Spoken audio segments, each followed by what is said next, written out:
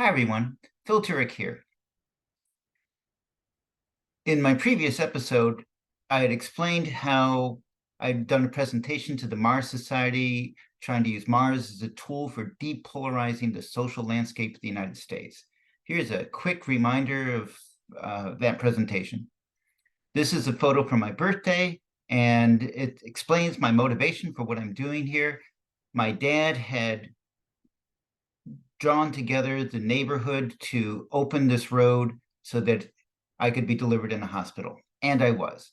And what I would like to do is honor my dad by doing a project that unites the different cultural subnations that make up the United States to do a feel-good project. So this is from the Nationhood Lab. It's a map of the United States showing that down to the resolution at the county level, there is these different subnations. 11 of them are the main ones. What I proposed in the last episode was to create a competition to find the better features of each of these different civilizations, cultures, and then combine that and say, here's a proposed Martian civilization. This is what we would like their cultural values to be, cultural values. All right, so I hinted at this at the last episode, so now here's the new material.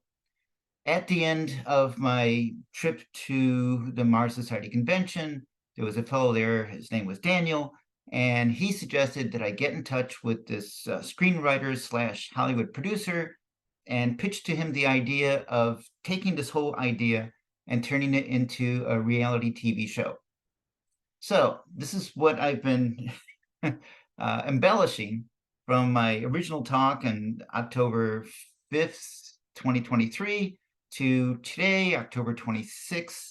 And this new presentation today is to guide you through my expanded thinking. How would I actually do what I'm doing as a reality TV show? All right, so here's my first question. Who should be the settlers on Mars? So when we envision a new civilization on Mars, is it made up out of corporations? Like, do you envision SpaceX settling Mars? Do you envision Boeing settling Mars? Do you envision Google settling Mars? Well, Hollywood has long made a hefty profit by portraying corporations as being soulless, greedy, environmental rapists. And some people sort of feel like, well, you know, some of them actually are. But because this image of them has been tainted so much, it doesn't make it desirable to imagine that, oh yeah, SpaceX is going to settle Mars. SpaceX is a space transportation company. Boeing is the space transportation company, aerospace company. And so if they have something on Mars, it's to increase their profit, their business. Okay, so corporations, maybe it's not the best vision. All right, who else? Well, usually from the general public, NASA comes to mind. Now, anything wrong with NASA settling Mars? Well, so it turns out that's not NASA's scope. You may have noticed by now, they went to the moon and left. Think of Antarctica. That's a place where no one is allowed to settle by agreement amongst the world's governments. And NASA is like in the realm of it's not their business to settle a new world either. Okay, it's outside of its scope. Okay, well, how about governments in general? There was this fellow at the convention. His name is Art Harmon. If you can, Google his presentation at the 2023 Mars Society convention. They actually did two presentations, but the one I intended was about what's going on in China. And so that's basically which government would be settling Mars. So he shared with us at this presentation that China government officials have already officially declared that they view the moon and Mars as Chinese territories. So if you're going to say, okay, we'll let the government do this, it's going to be the Chinese government that claims and enforces, most likely, their claims of owning Mars and the moon while they're at it. They've already publicly made that statement in the government officials. So is there anyone else left that you would like to envision as making this, better society on Mars? And well, societies build societies. And in the United States, there are thousands of these different societies. There's the Optimist Club and on and on. Okay. Generally, people who join these societies are sharing positive values. They're drawn into it, right? They're not repulsed into it. They're attracted to it. So this is where a lot of good work is done in the United States. The Quilting Society, the Dog Breeding Society, the Chicken Raising Society, and the Egg. Anyways, all right. So here's what I would suggest for this design competition that I talked about at last episode. I proposed 4 different teams. Well, I would say the Mars Society should definitely be one of the 4 teams if we're going to have these teams made out of different actual societies in the United States. Okay, so Mars Society is all about settling Mars. That makes the most sense. There's also the National Space Society. Now, they are more general. They're not just let's settle Mars, they're more like let's expand humanity into space and have industry up there and have settlements up there, right? People can live and work in space. All right, so there's 2. There's also the Students for the Exploration and Development of Space. They are what they sound like, when you read the title. They're all about space exploration and development, and they're basically a younger age group. So the total of these 3 societies in the United States is maybe 20,000 people, is just a rough guess by Daniel, in fact. And that's a tiny, tiny fraction of the United States. So if I were to turn all this into a reality TV show using real societies, my 4th society choice from my point of view should be the Future Farmers of America. They have over 800,000 members in the United States. That's like 40 times bigger than the first 3 societies combined, right? That is a huge group. And what are they doing? It's today's youth growing up on farms in the United States who are learning how to, develop the resources, the food resources for the future. And then, they start as kids and they go and get degrees in agriculture, like my brother did, and make a living out of it. Okay, so there's who I would try to recruit for this project I'm trying to do here. Now, the Nationhood Lab was the group that worked out the 11 different sub-nations, the cultural and social values of the United States. So I would like to have them involved in sort of listing what the requirements are for a Martian culture that we're going to try to blend together from best features, maybe. First robotics competition, I mentioned that in my previous episode. Their philosophy of gracious professionalism is a highly desirable characteristic of any participants in any of this work that I'm trying to do here. In fact, I'm currently mentoring a first robotics team. Then there's the American Institute of Astronautics and Aeronautics, Aeronautics and Astronautics. They are a highly professional engineering organization, and their local group is wanting me to initiate a project with them. And what I have in mind, I'll share with you in a few slides. But basically, they're going to have reality. So if one of these groups says, okay, we're going to have this, huge tower on Mars and it's 14 stories high and they might say, okay, well, how are you going to actually create that on the surface of Mars? More or less starting from current infrastructure that exists, maybe a little bit future thinking, like what is realistically being proposed by NASA and SpaceX and all the others for what could be a settlement structure on the surface of Mars. And then again, from my last episode, there's the Social Progress Imperative. That's an organization that basically grades governments and assigns a ranking to them. It'd be great if we could get some members of that organization to informally judge the competition results that says, okay, here's how it would come up, relative to Earth cultures, if not governments. I'm not trying to create a government on Mars. I'm trying to create a culture on Mars and let the culture determine the government when they get there. Okay, so for the Mars Society, I am proposing small, medium, large changes to them.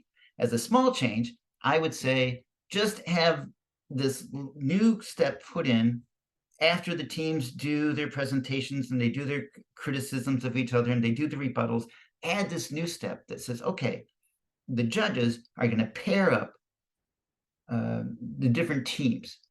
And so if there were 4 teams originally, now there's going to be 2 alliance partners in each team of 2. So 2 teams with 2 partners in each of the 2 teams to go and spend 1 week combining the best features of those 2 different submissions, and then do one final presentation to the judges. So the very final weeding out will be a single best presentation out of 2, not best one out of 4.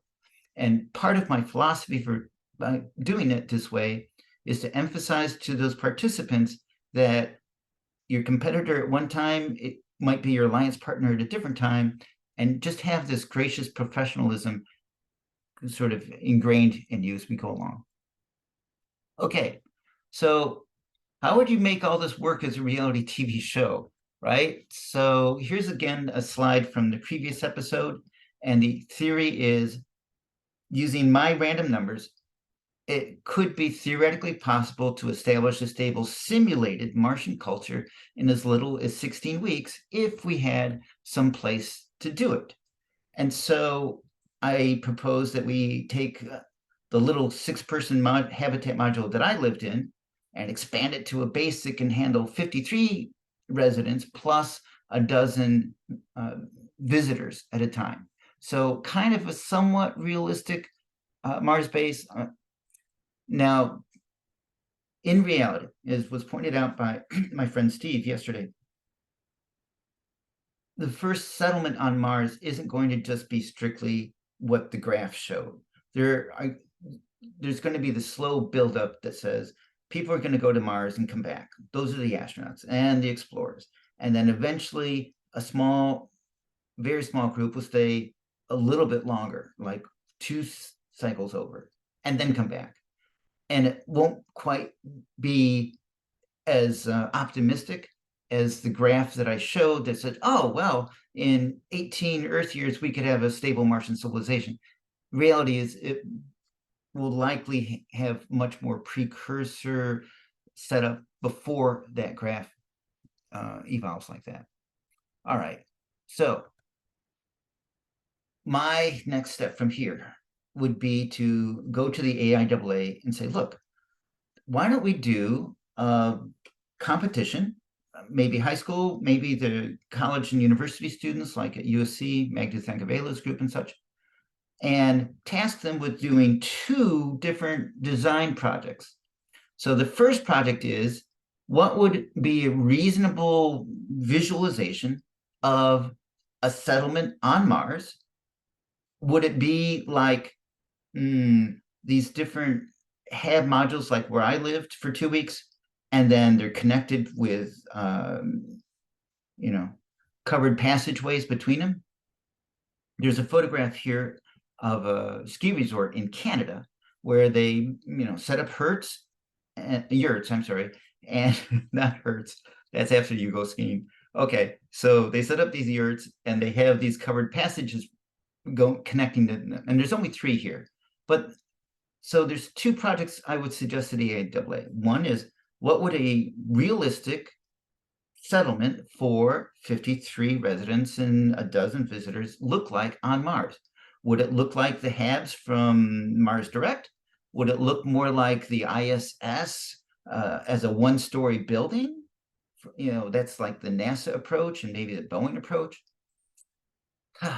Do you have corridors connecting them? Do you have stuff like NASA's Athlete rover that can butt them up against each other directly? What would it look like? What would be a reasonable first settlement design?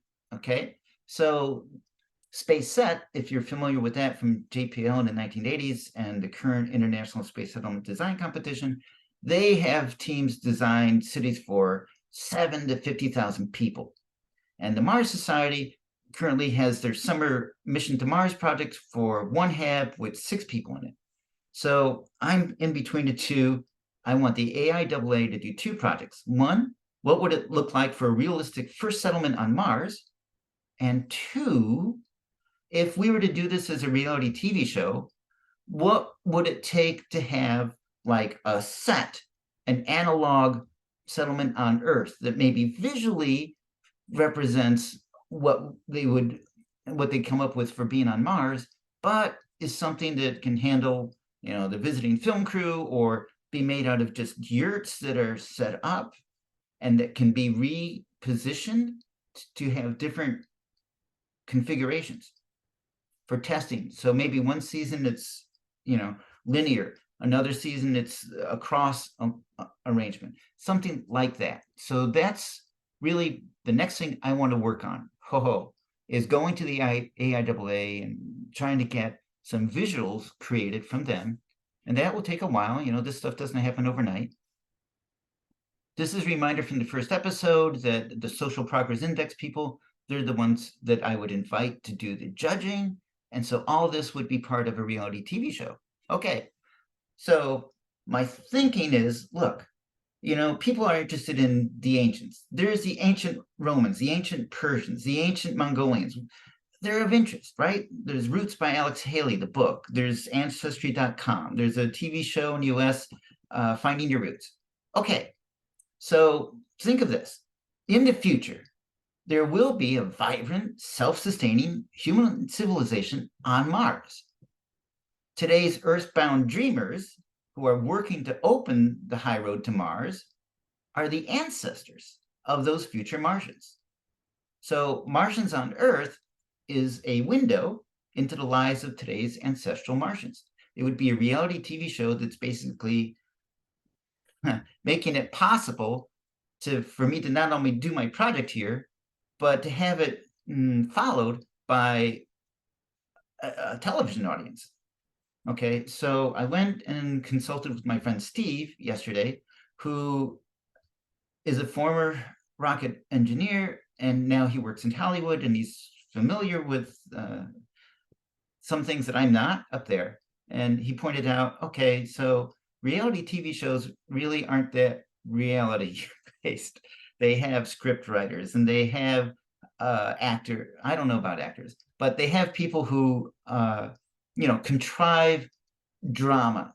So if we did this as a reality TV show, we would have to inject some drama, like, oh, let's have the episode where there's a simulated outbreak of COVID, or there's a simulated meteor impact, or there's a simulated fire, or there's a remote rescue that has to be carried out. Okay, so that would be drama that would be added into what's going on here.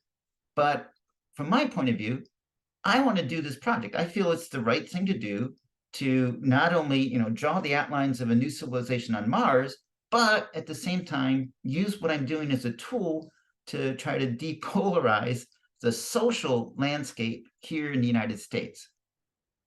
And I would hope that if a Hollywood producer, took an interest in this, it would be in that spirit that says, okay, we're not really trying to make it like Survivor or Big Brother, or whatever those TV shows were. I'm sorry, I didn't watch them. What I'm trying to do is maybe more like Dr. Oakley on Mars. So that's like a National Geographic documentary where they just have the camera crew follow this vet season after season as she goes about and treats animals, right? It's a vet. It's a TV series. It's a reality TV show. So that was more of what I had in mind. And as you watch this video, consider, joining up with me and doing this sort of stuff and making it happen, whether it's with a Hollywood producer coming in to make it all happen, or it never happens, right, that way. So what I have done this week, big accomplishment, is I've created a little tiny simple website. It's nothing too exciting, but there's the link to it. And I already have people who are stepping forward and offering to help me. So there's Rihanna and there's Ethan, and they're making suggestions about this, and I need the help. Look, it's not a great website. It's just something to say it now exists. And this is now a YouTube channel that exists. It's not just videos that are going up randomly. So I'm learning how to do this. And even if you want to make a donation, heck, over at my Primitive Crude website, I now have a link to buymeacoffee.com. So if you want to, I need your moral support.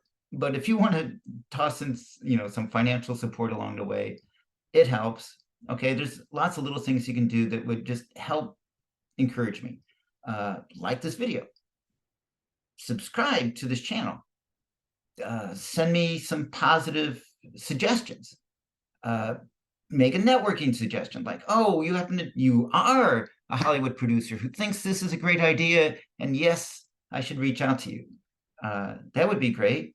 I'm not revealing the name but the guy, Daniel, did give me a specific screenwriter / Hollywood producer I should reach out to. I'm not quite ready yet. I want to get the AIAA fired up first. But okay, those are all things. If you want to donate, like $100,000 to make this happen, don't donate it to me. Send it to the Mars Society. They have the resources and infrastructure that they could take in your money and do something properly with it. But put some strings on it that says, oh, this isn't for the one of their other projects, because they have other projects. Make it for this project that we want to actually create an analog simulated, that's what analog means, simulated Mars base, maybe in the Utah desert, maybe some other location, but enough to have crews come out and populate it, and they're trying to embrace the better social cultures. Okay, that's what, tell them that's what you want. And if it's going to be a bunch of habs, great, have them put your name on whatever you're donating. All right, so that's where I'm at today. I'm very excited. My next step from here, I would say, is to go and fire up the AIAA and get some better graphics going. All right, that's it for today.